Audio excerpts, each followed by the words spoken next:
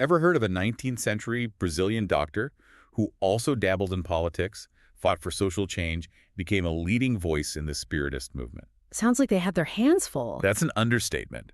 We're diving into the life of Adolfo Bezerra de Menezes Cavalcanti, better known as Bezerra de Menezes. And get this, we've got biographies, historical accounts, even his own writings to guide us. It's amazing how his story overlaps with Brazil's own journey during a time of massive transformation. Exactly. So no DeLorean needed. We're set to uncover this fascinating figure. Let's start at the beginning, shall we? 1831, Ceará, Brazil. Bezerra de Menezes is born into a family facing financial struggles. Tough start. But even with those hurdles, his intelligence, it was obvious from the get-go. Get this, teaching Latin at 13. 13. Wow. Some kids haven't even started high school then. Right. It's no surprise he ends up studying medicine at a prestigious institution in Rio de Janeiro. Makes sense. So we've got a brilliant mind, but was there something more to him? Absolutely. This deep-seated commitment to social justice, it was already there. There's a story he donated his own medical school ring. His ring? To a poor mother who couldn't afford medicine for her child. Wow. Just giving away something so personally meaningful. That speaks volumes. It's no wonder he became known as the doctor of the poor then. It fits, doesn't it? And it wasn't just a charming quirk. He believed healthcare was a right, not a privilege. Radical for the time. There's a quote from Lindos Quesos de Bezerra de Menezes. The true doctor is this. He doesn't have the right to finish his meal, to choose the hour, to inquire if it's far or near.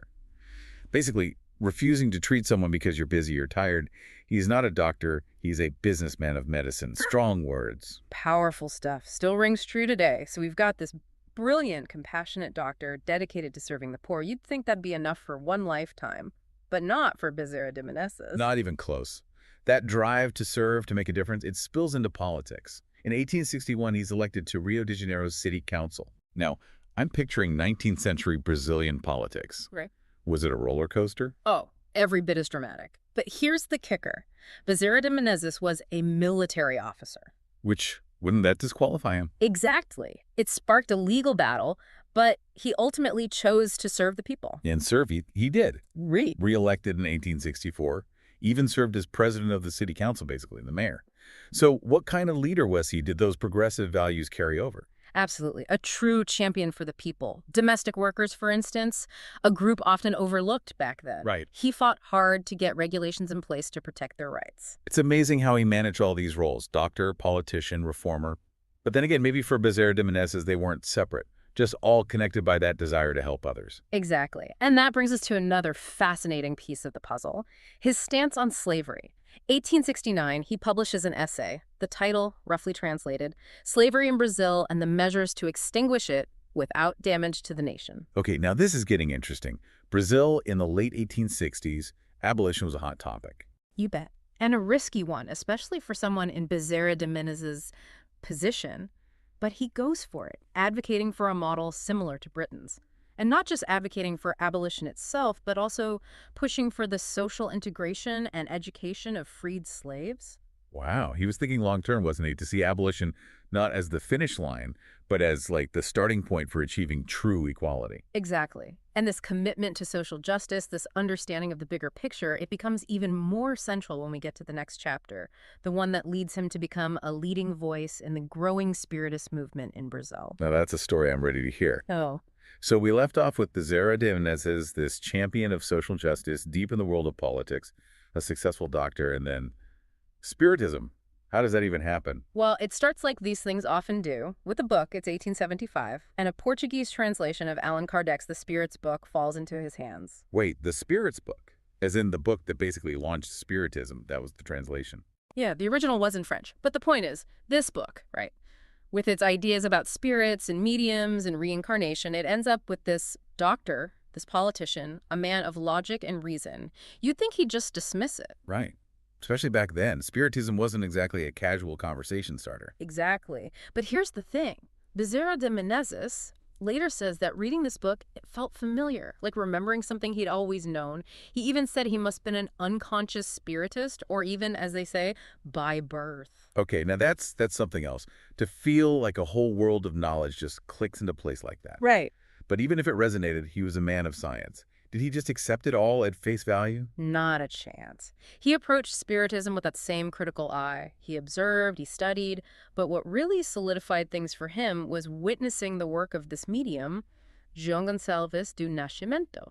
What was so special about this Nascimento? Was he like a celebrity medium? He was known for performing what they called extraordinary cures.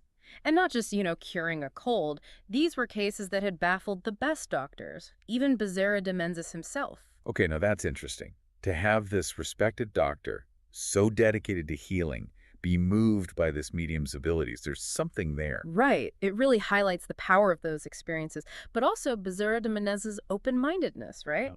He was willing to change his views when faced with compelling evidence. So he embraces Spiritism, but we're still in the 1880s. How did that go over publicly? It wasn't easy. Spiritism, it came with a lot of stigma back then. Bezerra de Menezes even started using a pen name, Max, when writing for the newspaper O País, A pen name. Why?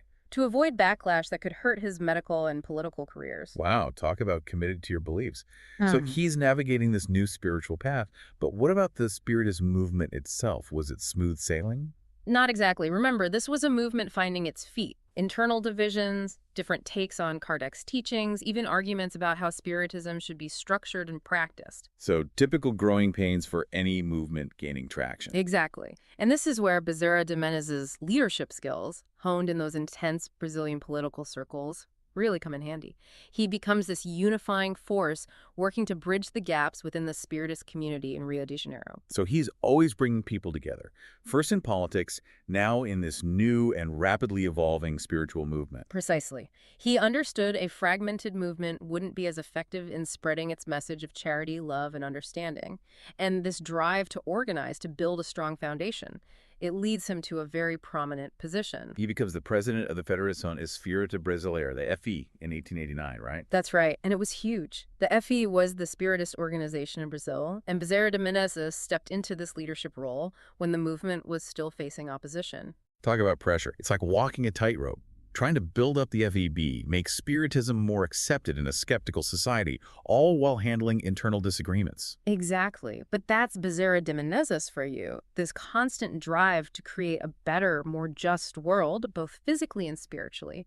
It never seemed to waver. So Bezerra de Menezes, this amazing combination of doctor, politician, social reformer, and now leader in Brazilian Spiritism, he guides the FE into a new era.